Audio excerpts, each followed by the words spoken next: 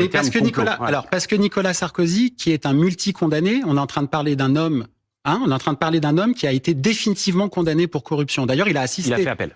Non, ah oui, pardon, dans l'affaire Bismuth, il a corrompu un magistrat, il est définitivement condamné au regard du droit français, c'est un délinquant. Donc il ne doit plus s'exprimer dans la presse. Mais pas du tout. Non, bon. C'est pas du tout. C'est si vrai qu'il a assisté au procès libyen avec un bracelet électronique au pied.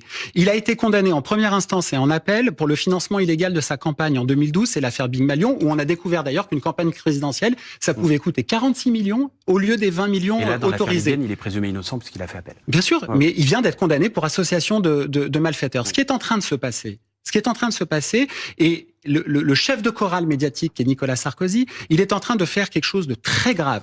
Et toute la cohorte de ses soutiens avec, c'est attaquer en démocratie 2 piliers de notre République. 1, la justice indépendante. 2, la presse libre.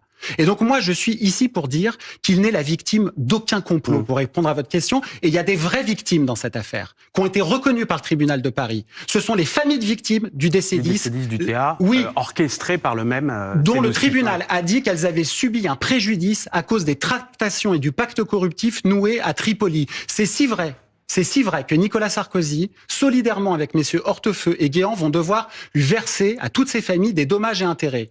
Est-ce qu'on mesure la gravité? Est-ce qu'on imagine que 6 ans après les attentats de 2015 à Paris, des hommes du ministère de l'Intérieur, sous l'autorité du ministre, vont aller négocier avec un djihadiste en chef en Syrie le financement de la future campagne électorale avec Daesh, par Daesh, et qu'en retour, on va promettre de regarder la situation pénale du djihadiste et que des fonds vont être effectivement versés? Est-ce qu'on va faire le débat pour se demander si la justice n'est pas quand même un peu militante contre les djihadistes?